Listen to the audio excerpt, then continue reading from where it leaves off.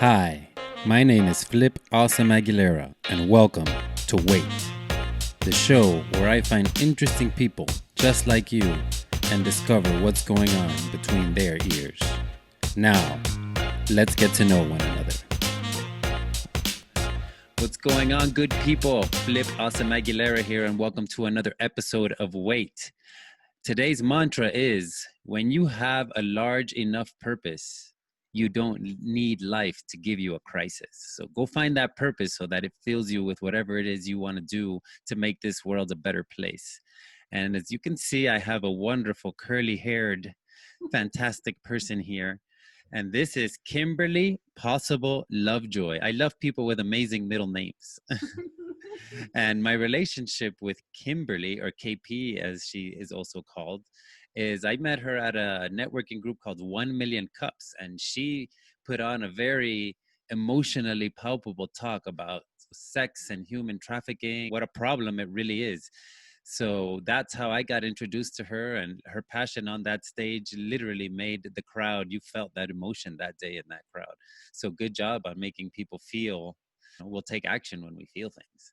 Though I'm sure we'll get into that, but let everybody know who you are, your life's journey, and just give us a little insight into who is Kimberly Possible Lovejoy. Well, thank you, Flip. And I love that your middle name is awesome because I feel this like spirit of connection with you because I really believe in identity, and you talked about purpose. And I had, just like many of us do, I had my identity stolen by an identity thief who came to steal and kill and destroy and tell me that I was never worthy. And so a number of forms of exploitation and abuse happened in my early life that led me into this journey of who am I and why am I here? And so as I began to uncover, I found myself in Turkey in a place called, actually it was called, now my brain just went dead and where I'm literally forgetting the name of the city, but in Pergamum, thank you. There it is. Boom. Pergamum. And there is a place in Pergamum, Turkey that is called the seat of Satan. And when I was born, I was called, literally the day that I was born, right when I came out, I was called the devil's child. And so this identity was hijacked from a very young age to tell me that I was never worthy, that I was never enough, and that everything that I would do would fail because of these lies that I believed. So my identity was hijacked. So I rebranded and I took authority over my name. And I said, you know what? All things are possible. I believe in a God of the impossible. I believe that we have amazing capacity and capabilities when we live in the fullness of our strength and our purpose. And so this is who I am. This is why I'm here. This is what I do. And so it moves my heart that you were able to hear my talk at 1 Million Cups, because it is literally my passion in life is connecting people through stories. And I really believe that the things that try to kill us are the superpowers that literally propel us into our overcomer stories. So that's my little in a nutshell, if you will, of who I am and what I'm all about. Pergamum, Turkey. Let's get a little bit into how you even ended up in Pergamum, Turkey. Yes, and why I forgot that it was called Pergamum. Yeah, and like that's a completely different culture, so that's going to open your awareness in a completely different way. Well, I was blessed to live in Turkey for 2 years, and the 7 churches of Revelation, if anybody's read the book of Revelation in the Bible, they're all actually in modern day Turkey. And so when I was stationed there as a Christian, I had to go on this tour of, had to, because it was like within my passion and my blood to learn the stories and hear the encounters that happened all these many years ago. And so Turkey was one of the 7 churches, or Pergamum was one of the 7 churches of Revelation. So when I was stationed there with the federal government, I had the opportunity to travel all over Turkey and just have some amazing encounters with people and food and culture and humanity. And so that was just one tiny little experience that I was blessed to have. Being that you identified yourself as Christian in in a culture that is mostly, you know, Muslim, Islam. How was that, you know, communication, that distinction between those two cultures, if you will? Oh, it's so beautiful because to me, what I like to see is, and I think you and I have talked about this a little bit, is let's find what we have in common rather than where we differ. And right now, we know right now in the world, there's so much contention over the things we disagree upon. And I like to be the bridge builder that says, you're my brother, you're my sister, like we're part of the same. We all came from one. And so this idea of out of many one, like the American dream, is really to say, let's focus on the things that we have in common. And so even in a Muslim country where it was very, very dramatically different than living here in America, I love the people. The people is, it's all, we are all the same. We all have the same hopes and the same dreams. And so one of the most fascinating things that I loved about Turkey is that, when we would have encounters with people who were of an Islam background, they would understand a little bit more about Christianity, and every once in a while they would shift and they would actually become Christians. And the funniest thing to me was that they said, boy, if I knew bacon tasted this good, I would have converted a long time. So you were saying that you were with the federal government. It was your job with the federal government that took you to Turkey. So what was it that you were doing with the government? If you're allowed to say, if you're not a spy. I wish I was a spy. I think that would be the coolest thing. And so my namesake, Kim Possible, if anybody ever watched the Disney cartoon, I always loved the fact that she was actually as a teenager. And so I thought, maybe one day, but I do not claim spy in my background of many things that I've done. But my whole entire life, ever since I was a little girl, I knew that my calling, my purpose was to help love the unlovable and really help heal a hurting humanity. So of course I went into psychology and human relations and all of the like social sciences of helping people. And so that's what I was doing. Nonprofits and the federal government for my entire career was really all about helping people look at, the whole person, and really taking like the point in the middle of where are my pain points, where am I having blocks, or what's keeping me from being my best version of myself. And whether it's financial, vocational, spiritual, relational, physical, mental, all of that, and really just addressing those pain points individually, relationally, and in a community. So this is in my DNA. I've done this ever since I was actually in preschool. If you read my preschool report cards, this is who God made me to be. So I am, that's just natural fit for me. You brought up that, you said that you were like the devil's child. And what's interesting about that is I also had that label when I was younger, but I had it because I was left-handed. And they used to say left-handed kids were children of the devil. And I remember when somebody actually told me that, I was probably like 6 or 7, and they were like, oh, I heard, an adult telling a child just because they found out they were left-handed, oh, I heard that, left-handed children are children of the devil. And I was like, well, that's interesting. But I never claimed that for myself. So, Good for you. but it is interesting that we have this connection of this label and stories, right? Let's talk about stories, because stories, because I think I do something similar to what you do. But the thing is that I started it more through the fitness, aspect of it. But even still, if you're trying to work on your fitness, it's because deep down you want to work on your wellness. And fitness is just one puzzle piece of wellness. One of the biggest puzzle pieces when I am with clients and when I engage with clients is, what are the stories that you're telling yourself? How are they affecting you? And if you don't like the way those stories are affecting you, what can you do about it? What action steps can you take to change the story in your head to fit what you want it to be? So tell me more about, it's the power of stories.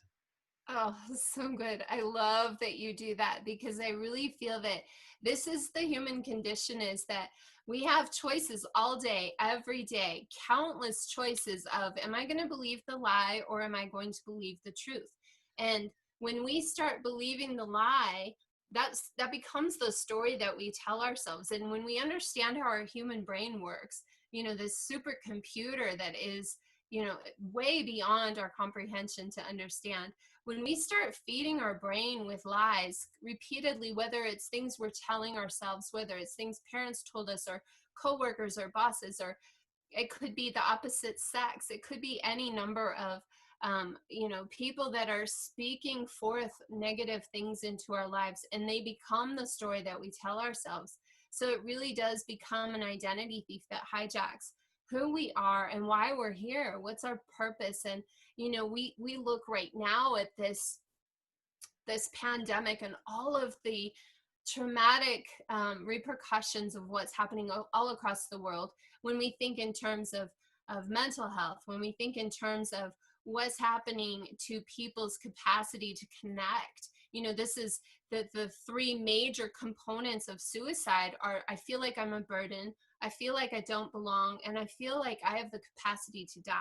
So when we look at the stories that we're telling ourselves, and if I start believing that I'm a burden, then absolutely 100%, when you put all these other factors in play, such as maybe I've lost my job, maybe my business is being forced to shut down, maybe I have a loaded weapon, maybe I have a full liquor cabinet, all of these things can start to pile on us, and our brain is processing this all and saying, like, well, maybe all of this is true, and maybe you aren't meant to be here, and maybe you are a burden, and maybe the world will be better off without you, and maybe you shouldn't wake up tomorrow. And so this idea of stories that we tell ourselves is so critical to what I do in helping people transform from broken to breakthrough, because if we are believing the lie, it's very, very easy to fall into that trap. When you talk about like the way the brain works, and I think what you said there really does resonate, because we really only are at the beginning of trying to understand how the brain actually works. But what we kind of do understand about it so far is that it's a pattern machine. People think of the brain as a memory thing, and it's really bad at memories. What it's better at is identifying patterns and trying to match those patterns to previous patterns. And when you say that you're believing the lie, if you start to tell yourself, all that laundry list of stories that you said, and you don't interrupt that pattern, what do you think of the concept that that lie then becomes your truth? Yeah. Because you have adapted to that. And just like why do people work out? So that their muscles adapt to being stronger.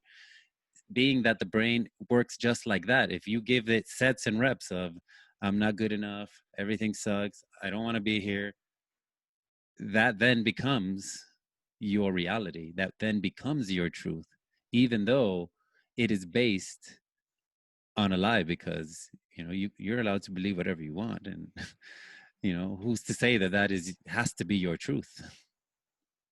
Oh, it's so interesting that you say that, because it inspires a question in my heart that always says, like, is there relative truth, or is everything just up for discussion? I mean, is Mm-hmm. there such a thing as truth?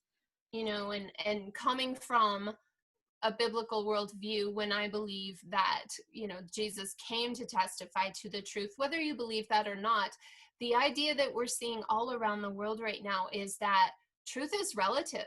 If I believe this, you don't have to agree with me. It's completely, we can have our differing opinions, but at some point, I work a lot in violence prevention, and at some point we have to say, no, this is not true. Yeah. Because I hear an outcry among particularly the female population about sexual assaults, male initiated sexual violence against women. And then I hear, well, gender is fluid. So in my mind, I say, Yeah. we can't have both. We have to choose. And so at some point there has to be a standard of what is truth. Otherwise, we're wandering around in this confusion of do I even know what I'm doing here? Do I even have a purpose? Because if my truth is only relative to me, then does it even matter if I'm here? Yeah, that's a fantastic point. And to round off what you were talking about, you were talking about the book of Revelations. And I remember one time taking a course. I don't know if you've ever heard of the Great Courses. No. And the Great Courses is basically on the internet. You can go check it out. I'll probably put something in the show notes for it. And it's basically like, an expert at whatever it is they're expert in, a college, university level class, but it's in half an hour chunks. So, like when you're driving in traffic, you can get a half an hour and you can learn. And I did a whole lecture. It was like 24, lectures on the book of Revelation. And it was a fascinating thing because, again, so many stories that come out of those books. And, what are the deeper meanings of those things? A lot of people, when they look at a story, you can always look at a story at surface level, but there's always layers beneath that surface level that can be discussed and debated and all that fun stuff. So maybe Yeah, that's well, something and you can. depending on what other people tell you, because, I think this is one of the things that is such a hot topic for me is that, our brains are wired to entertain us, with information. And if we aren't filling our brains with information, they're going to find other ways to fill that void. And so, particularly working in sexual violence, pornography is an easy button. So if we have stressors and we have pressures that are coming in at us, and our brain is easily wanting to fill the void with distraction and numbing and, making the pain go away, pornography is a really easy button to slip into and say like, oh, I'll just watch a little bit of harmless entertainment over here. And then before you know it, 4 hours have gone by. Or in some cases, I know people, including children, who have watched 10 plus hours of pornography and they didn't even realize, because their brain was being wired for that constant novelty, that constant refresh, that Yeah, constant, it's getting oh, the dopamine. this is eating my pleasures, my center of pleasure. And the breaks that are saying like, hey, I don't know if this is a good use of your time. You're at work right now, or you're in school right now, and your teacher's calling on you, and you're just like, no, I gotta have more of this. So the gas pedal is like pressing forward, and the brakes are like, hey, I don't even know how to stop this at this Yeah. point. So it's So, really fascinating to me how the brain works. yeah, and basically what you said, if that's the pattern you give the brain, that becomes its foundation, that becomes its normal. Now we jumped off the springboard a little bit going into all that, because now we're going to transition to the next part, and that's what I thought you would start to bring up anyway. But let's go ahead, we're going to go forward and we're going to ask this question. So KP, Kimberly Possible Lovejoy, tell me, what's been engaging your thoughts lately? I literally the heartbeat of a hurting humanity. In fact, just maybe an hour ago, I was literally wrecked in tears, and I had to reapply my makeup because of this violence that's happening in these deputies that were shot point blank range in LA right now. And my heart is just wanting to step into that space of brokenness and say, where have we gone wrong? I remember when I was 14 years old, as a homeless teenager, I was abducted and laying face first in the dirt of an alley with my potential rapist on top of me. I had this empathy and compassion that came only from my Father in heaven, because I didn't even know any of this stuff at the time.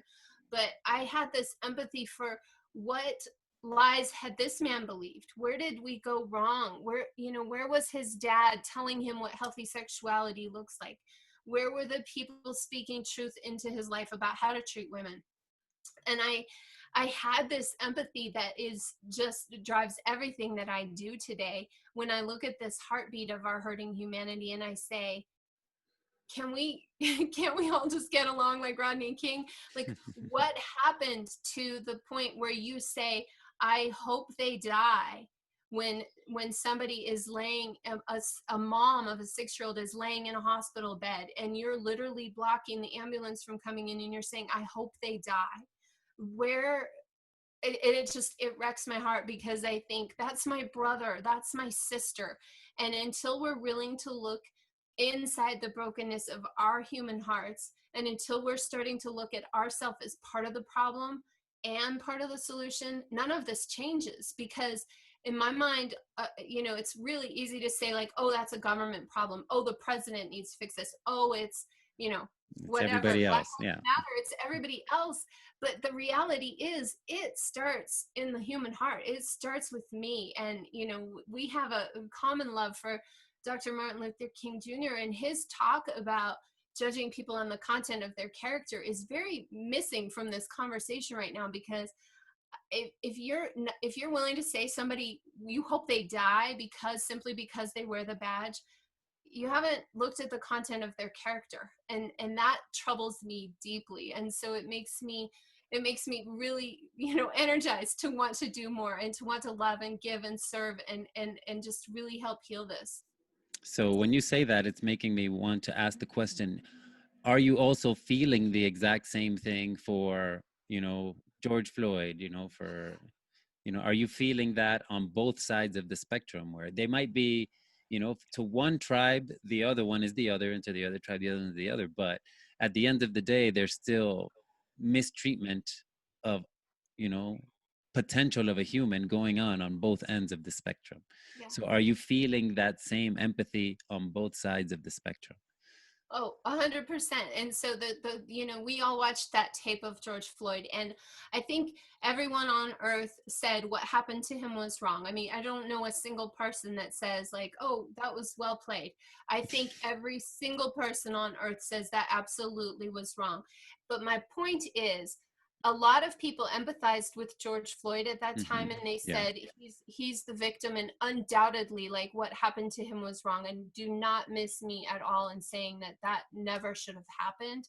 However, until we're willing to look at the I am him, meaning I am George Floyd, and he is me, meaning I am Derek Chauvin, because we all have wickedness in our human heart. And this idea that every single one of us has the amazing capacity for good, as well as the depravity of mankind has the capacity for evil. And until we're willing to look at that and say, I see myself in both Derek Chauvin and in George Floyd, this doesn't change, because we're not willing to acknowledge that we're capable of any evil. We only see, like, oh, I'm a good person, and that's really missing the boat, because we're all capable of evil. And if our sins and our wicked deeds were like broadcast on CNN every night, I think every one of us would have a different story about who we are and what things we're capable of doing. So it seems to me like you have a lot of things engaging your thoughts. And I don't know if this is going to turn into like a testimony, but you can't just put out there homeless teenager at like 13, 14 abducted and just pass by that story, because that's obviously a big part of who you've become. And part of what's interesting is, and speaking to the other day when we were at the coffee shop, and speaking to you now and seeing you on that stage, you have every reason, if you chose those stories, to be one of those people where everything bad happens to me. Why don't I just go become, lost in drugs or do whatever, because, somebody, I was homeless, and there's probably a story behind that with lots of trauma and who knows what. And I was almost abducted, which is another story with lots of trauma.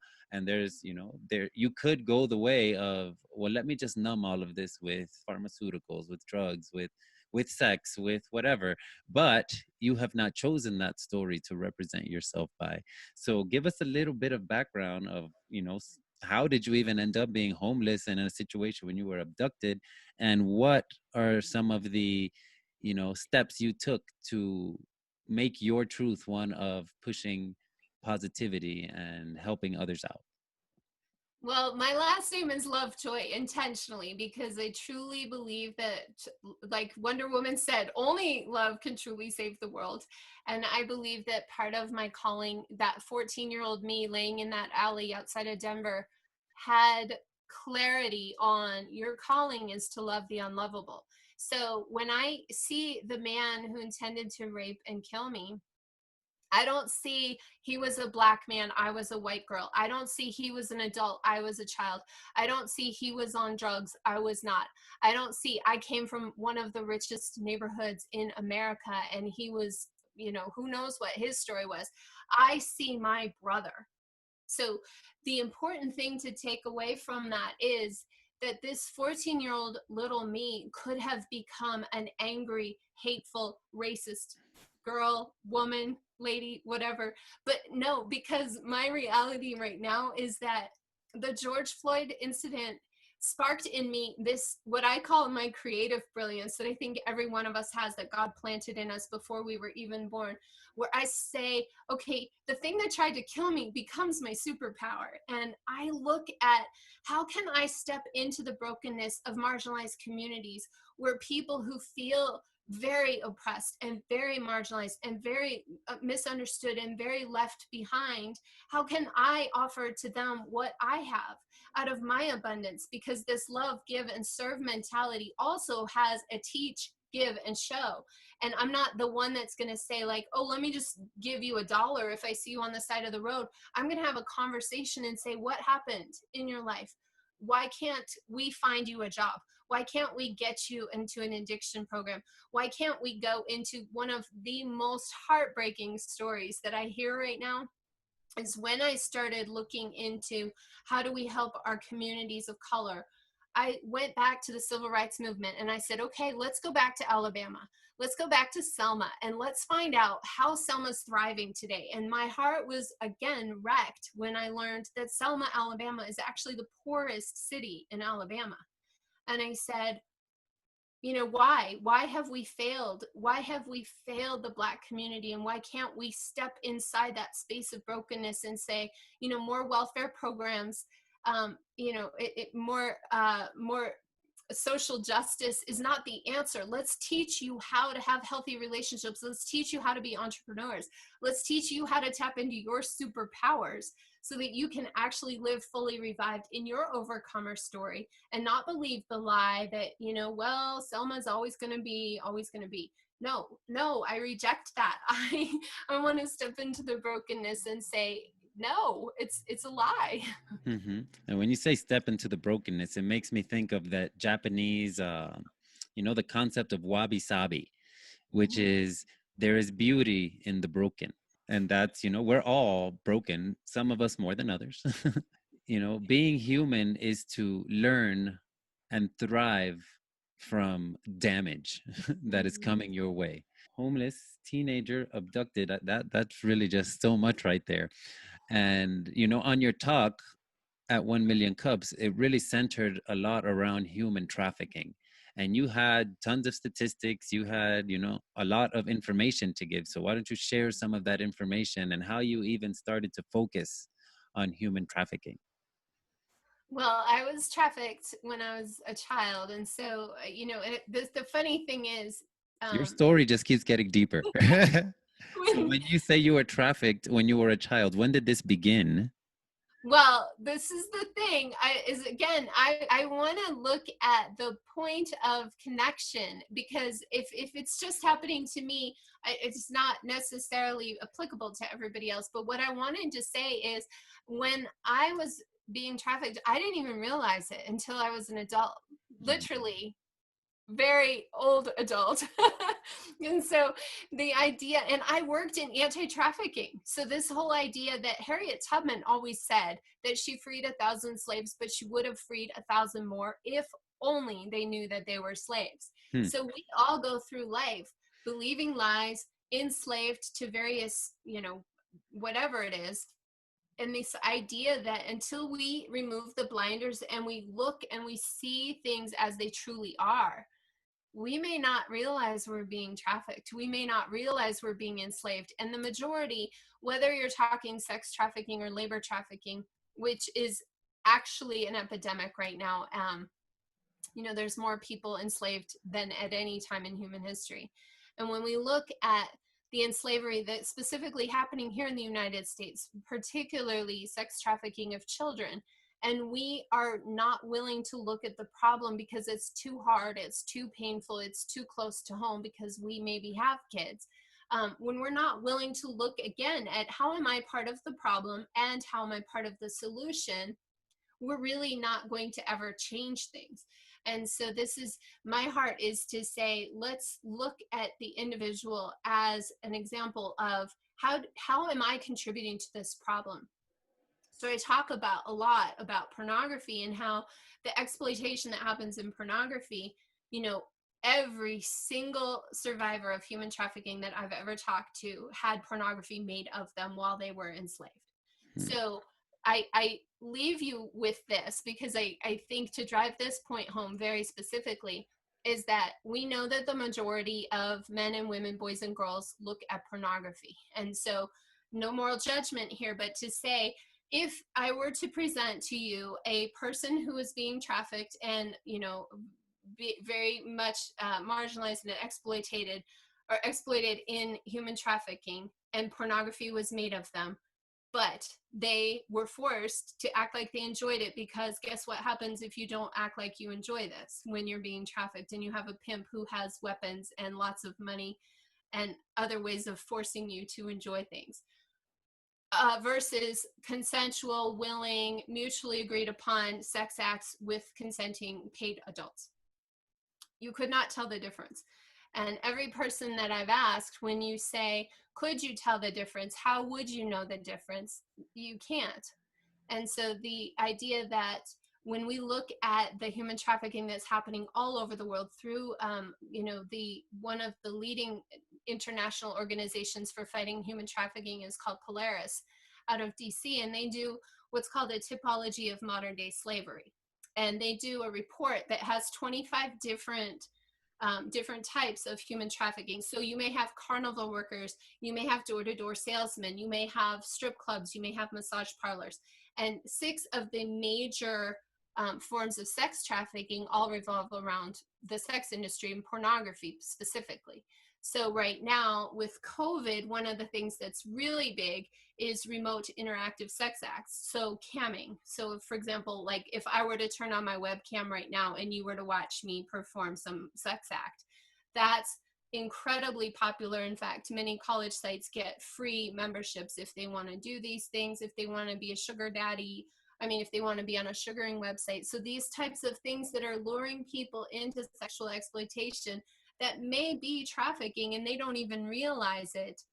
It's very important to have an awareness of starting with that primary prevention of helping people understand what is slavery and what does it look like today and how do we end it.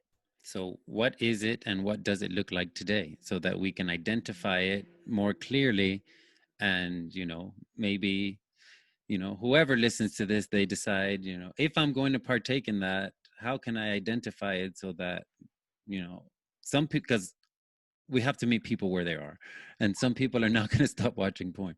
But if we can plant seeds, or tell them, there is this, like we were talking about Erica Lust, those are people that want to do this. So those are at least consenting people. And it's not from the perspective of, just male porn, which is over the top and, no sensuality, no nothing, just knock on the door and let's get it on. Where these other ones are stories that people actually have fantasies of, and they just recreate that fantasy, and it gives people that outlet. So what are some of the the signs of the things that we want to try to begin to trend away from?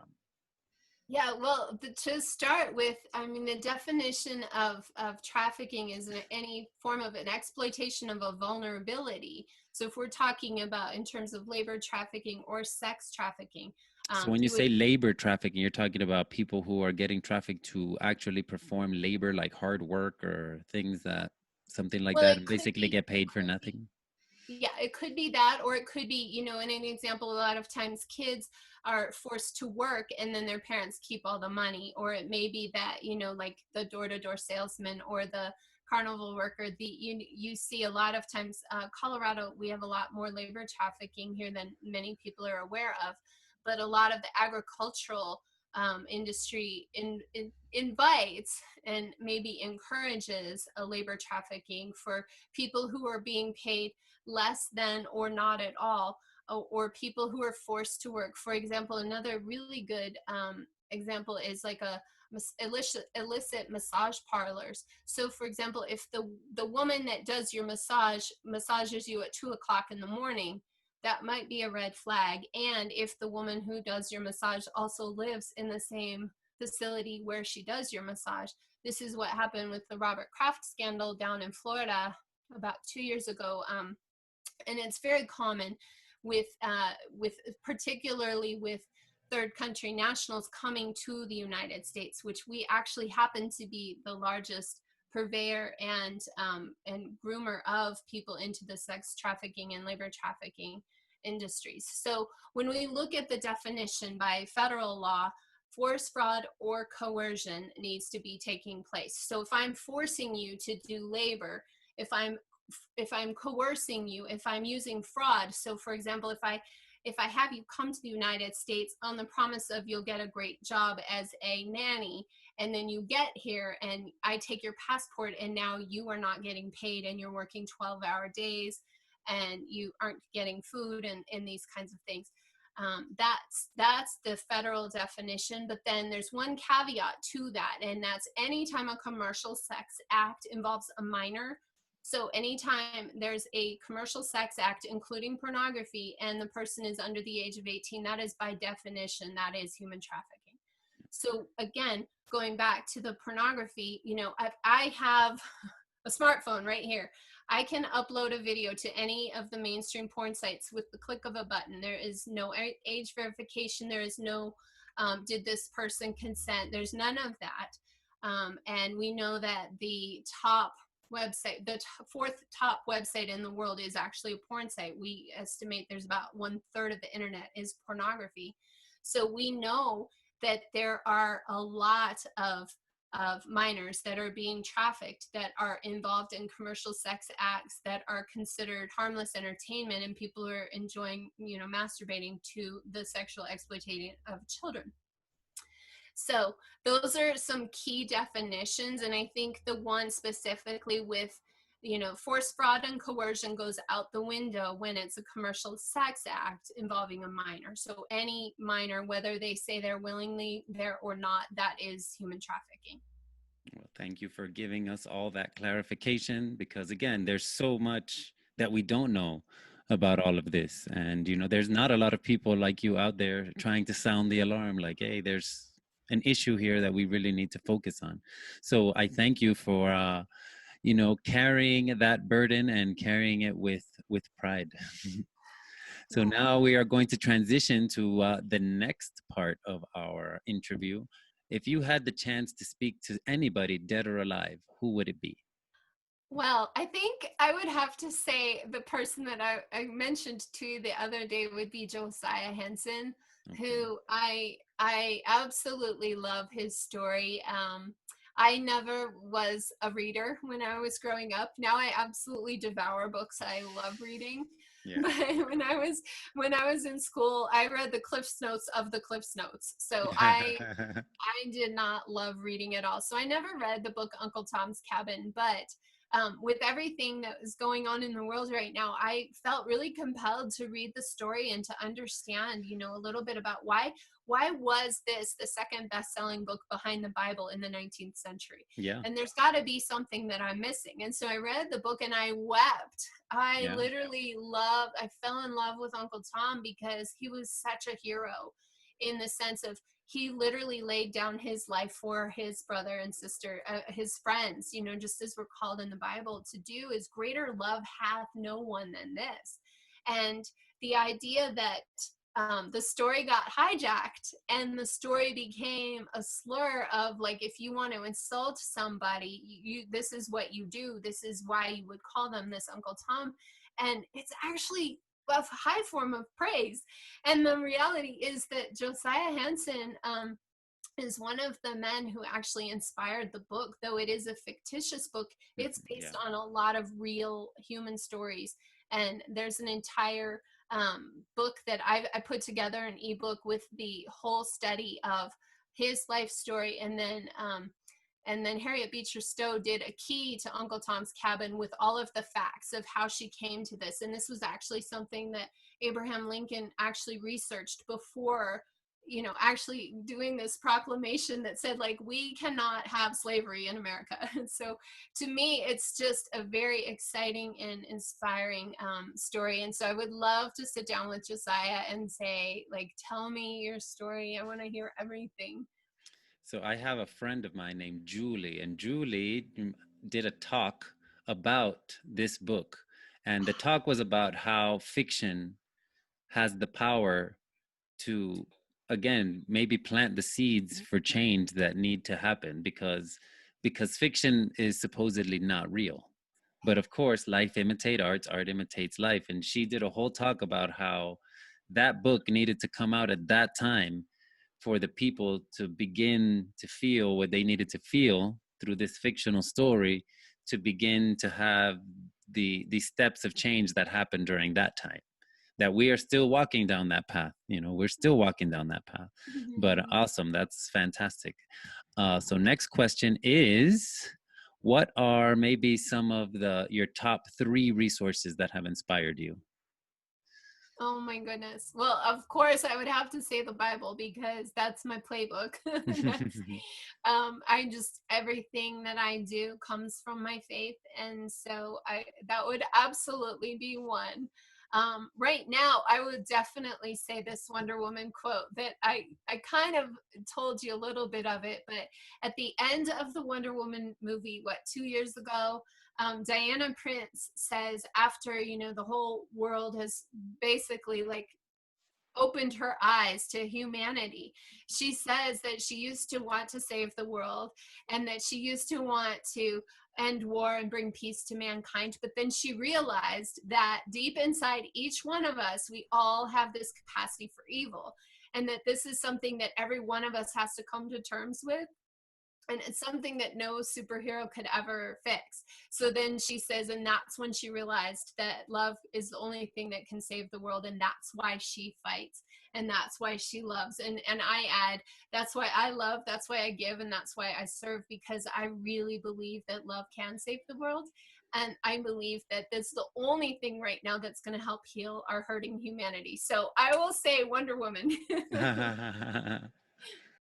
I am such a song person. Like, I'm so emotional when I hear really powerful lyrics. And so any number, I know you love the Beatles, and any number of songs right now that are just going through my head, like I heard several just before here, that just really motivate my drive for why I'm here and why I do what I do.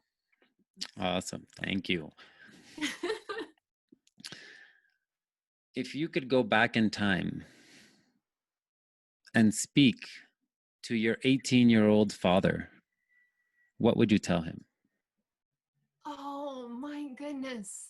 I love my daddy-o. So I would tell him, so here's the thing. My dad is like a really just, he's emotional just like I am. And so everything that I get in the sense of empath is pretty much from my dad. And when I realized the brokenness in my family, and I started to realize as I was growing and I was, studying how people work and how do we heal brokenness and all of this, I asked my dad why he and my mom ever got married. And this is such a testament to the world we live in today. He said, I think I confused sex with love. Yeah, which is easy to do when you're young. and I would argue that I think every one of us has the capacity of doing that, because our sex drives are so incredibly powerful. Yeah. And I actually developed an entire mastermind on the male sex drive and how we need to appreciate that this is something that is so powerful and so misunderstood, but it is so good. And when we understand, like Napoleon Hill, or when we understand like Jordan Peterson, or any number of brilliant minds that talk about how do we take that male sex drive and use it for good as a superpower that it truly is, I would go back to my dad and I would say, like, hey buddy, let's talk about, is this, like, what's driving this decision, because you have not learned to harness this thing. Because if he stayed married to a woman and had 6 children with a woman that he actually despised because of his misguided sex drive. And so I have so much love and empathy and compassion for men who are really misled by this idea that sex equates to love, and women use it to manipulate, and that's a whole different talk. So I'm Now, just that really sounds like it needs to be a panel discussion. I really want to step into that because I love men so much, and I really feel like they're getting a bad rap right now. And I'm like, no, let me help you. Let me be your cheerleader. And I have so many resources specifically for men because I think this is such an important topic right now. Awesome. Well, thank you for sharing that as well. So, last question is, are there any questions you would like to ask me? Oh, Flip, awesome. I want to know about that. Like how I got the name Awesome? Yes. Well, I did it to prove a point to my children. Part of the reason, or part of the catalyst that made me want to do it at all is it's going to sound interesting because it has to do with, let's call it a pseudo religion. So we live in a world that has Scientology. When you look at the story of Scientology, it makes absolutely no sense. It has no Don't tell logical Tom. consistency. Well, whatever. Everybody's allowed to do whatever they want. But L. Ron Hubbard, who was the creator of Scientology, he realized something about living on this existence, and that is that you, if you really want to, can do whatever you want. And he did so much of whatever he wanted that we're living with a religion that he created. So if he could create a religion and we have to deal with the ramifications of it, I can change my middle name to Awesome. Right? I love it. And then the second part is I did it just to prove to my children that you can do whatever you want. And I told this story before, but I remember going into that courtroom that day. And if you've ever been to a courtroom, you know that the energy there is typically not positive. It's a lot of people going through a lot of life circumstances, and they're mostly not happy. It's divorces and foreclosures and bankruptcies, and it's just a place where there's not a lot of joy running through that building. I remember that it was a couple before me that were getting divorced, and they didn't want to even look at each other. And the judge is like, "So is this what you guys want?" And they're like, "Yes." They couldn't wait for it to be over. And then after them came my case, and the judge, he's in his pattern of seeing mostly things that are negative all the time. So he flips over the page and he's like, "Okay, so I have a name change. Felipe Aguilera wants to change his name to Flip Awesome Aguilera." And from that moment on, for about the next 10 minutes, that courtroom was just full of joy. And it was such a complete flip of energy. And everybody there, even the couple that was sitting there waiting to get out for the session to finish, to get out, everybody was smiling, laughing. And the judge asked me, he's like, "So why are you doing this?" And I'm like, "To prove to my kids that you can do whatever you want, and that, don't let anything stop you." Like, yeah, there was some things I had to sign. I had to pay some money, but go through the steps of whatever the challenges are and overcome them. And you're going to come out awesome on the other side. Oh, I And love that so much. so that was the reason that I changed my name. That, and people have been calling me Flip my whole life, so I might as well just own it because I like it. It's very much my personality. Like, I have a tattoo of Tigger on my back, and Tigger, has that very flip, bouncy type of personality. And so, yeah, that's how Oh, that story came about. I love it. I Awesome. love it. And I think it just aligns back to what we were talking about in the beginning with identity, because when you forget who you are, you know that your name says it all. Yeah. And I am very curious as to I haven't gotten to this research at all, but I think what you are called makes your life. It can have that possibility to make your life. What your name means, what it means to you, how you identify with your name, and all these things. And it's the sound that you hear the most in your life, is the syllables of whatever your name is. Well, and I think in How to Win Friends and Influence People, even I forget which number it is, but one of the most important lessons that always spoke to me was that the most beautiful sound that anybody ever hears is their name. And so if we have a name that's been attached with trauma and grief and pain and heartache, sometimes we don't want to hear our name, and sometimes we want to change our name because we want to get away from that identity. But if we remember the importance of using somebody's name and calling out the goodness that is inside each one of us, the superpowers that I said, like from broken to breakthrough, we all have that capacity. And so I think our names are very key in that. So I love what you're onto there. Awesome. So thank you for sharing with us your story and your passion. And for everybody out there, if you thought this episode resonated with you, please like, share, and rate it, because this one was a more powerful, palpable one. And if you'd like to find more about WEYT, you can go to YouTube. It's WEYT Show. And remember, WEYT is spelled WEYT. Facebook, it's WEYT, WEYT. And Instagram, it's WEYT Show. And Kim, please tell everybody where it is possible to find you. Well, I have two websites, and my big one is lovejoy.today. So my last name, LOVEJOY.today. So you can have more love and more joy today, and it funnels into everything else. So that's where you would find me. That's the easiest place. So look for Kim, because she's awesome. She's got a great energy. And with that, I'm going to close it with what we say every time, and that is time and attention is the greatest gift we can give to each other. So here's to spreading more peace, love, and smiles. Have a good one, everybody.